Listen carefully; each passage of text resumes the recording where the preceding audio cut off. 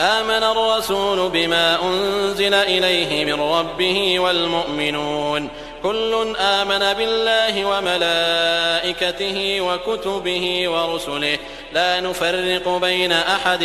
من رسله وقالوا سمعنا وأطعنا غفرانك ربنا وإليك المصير. لا يكلف الله نفسا إلا وسعها لها ما كسبت وعليها ما اكتسبت ربنا لا تؤاخذنا إن نسينا أو أخطأنا ربنا ولا تحمل علينا إصرا كما حملته على الذين من قبلنا ربنا ولا تحملنا ما لا طاقة لنا به واعف عنا واغفر لنا وارحمنا أنت مولانا فانصرنا على القوم الكافرين.